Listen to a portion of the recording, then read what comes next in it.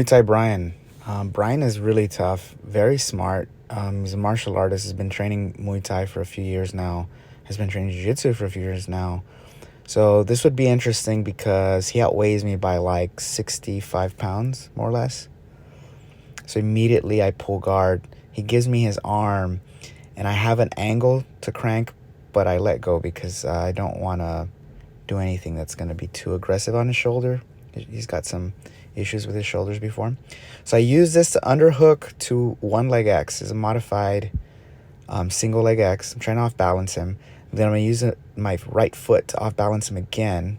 And now I'm feeding that leg to my shoulder here.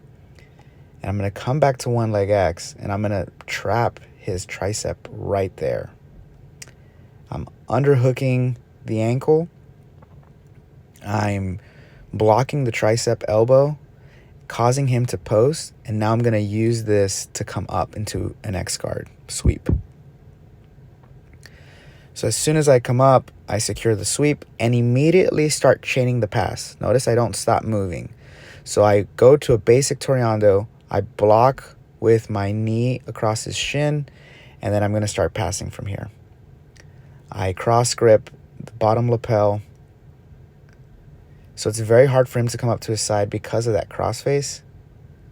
He comes up anyway, so I'm going to use this to really focus on recentering him down to the mat. So he's trying to cut my shin because he's trying to come up to single leg, but because of that crossface and because I'm grabbing in between his legs, he can't come up. It's almost like a concept very similar to a cradle position. He does come up, so look what I'm going to do. I'm going to keep that crossface, and I'm going to start working to the other side. It allows me to knee cut. I drop my elbow, and then I'm going to belt grab and then crossface with the other arm. Notice my posted leg is there to help me balance and base out my hip. My hip is very tight, close to his hip. My left arm is posting, and then my right crossface continues to prevent him from coming up to the side.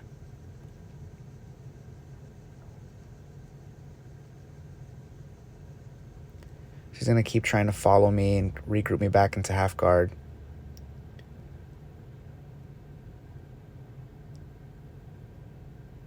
He underhooks. He's really trying to put that back into half guard. I'm going to threaten to use that leg over the head, but look where I hop over immediately to a bow and arrow. Very high shoulder trap.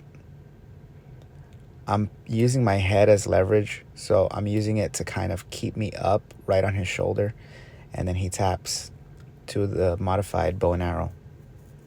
So I do this sometimes when the guy is really strong and they come up to their side. I just circle back to their basic like shoulder instead of their back. So now I'm going to work I want to work a single leg, but I don't get the opportunity. He immediately does a lapel drag, but I'm able to catch myself and immediately start passing with my knee cut. Notice how I don't have an underhook, so that's okay. So what I do is I bring my elbow back and I re-grip his belt again.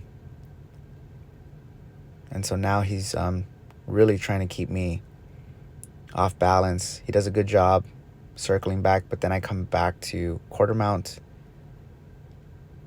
which keeps him pinned. So I go to mount.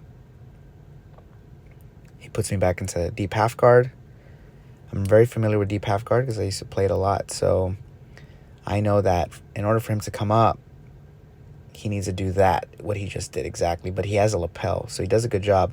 So I posture up to break that lapel grip, and I stuff the back of his head to the mat. So as long as I keep him low like this, I'm framing against the back of his head, it's easier for me to force my knee back onto his chest. So look how I grip under his leg so he can't come up. And then I'm posting with my other hand, and then I switch to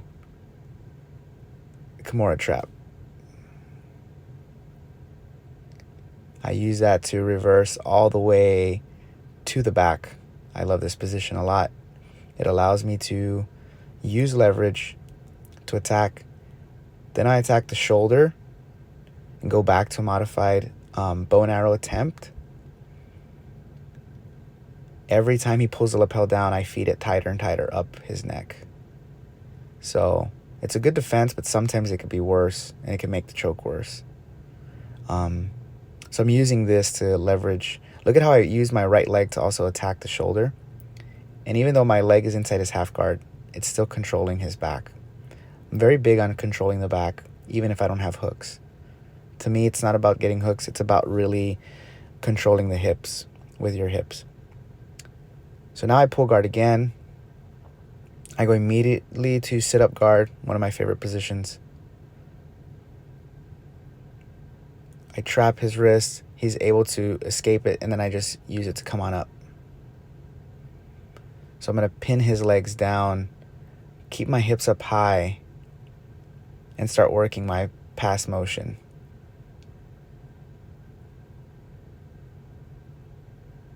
So look, my knee is cut through. He has a really good grip, but look at how I'm using my left forearm across his neck. I was able to grip to keep that pressure. My goal is to always apply pressure at the right point and at the right time. Even though my leg is caught in that deep half, I can use it to armbar, but he uses it to escape really well. I shoot a triangle. I go from triangle to omoplata, and notice my left calf is heavy on the back of his head, and I'm trapping the back of his elbow so he can't move. He's going to posture because that's the right thing to do, actually. And when he postures, I'm going to use it to off balance and sweep him. So I throw my hips back towards his shoulder. I pin his shoulder. I lift over his elbow, and I sit on his chest/shoulder. Now I'm going to use all my weight and pin his back. Throw my left leg out to the other side. And now I have multiple options here. I have the Kimura, I have the monoplata, I have the gogoplata, I have the kanto choke, I have the armbar, I have the triangle. It really depends on what your style is. For me, I'm very, very conservative in my jiu-jitsu, so I get whatever he gives me. So I don't really take anything crazy because my legs aren't as long. But some longer athletes can really do some crazy stuff. So I feed in the kanto choke. I'm going to throw my leg all the way over and really secure. Look at how I use my right hand to help secure my base. So if he tries to go over, it's hard for him to sweep. And then nice and gently, I extend I curl my hamstring rather, and I get the tap. So great job. Brian is awesome. Very good and fun role. Good learning experience. For Brian, he did well. I'd like to see him play that deep half a little bit more and use that position to slow me down. Since I'm a smaller athlete, he's a bigger athlete. He can use deep half to slow me down, use the lapels to tie me up a little bit more. That was probably his biggest asset in this role. So as always, hope you guys enjoyed this. Leave your thoughts, questions in the comment section. Tell me what you'd like to see, and I'll be posting some more videos like this pretty soon. And until next time, keep training.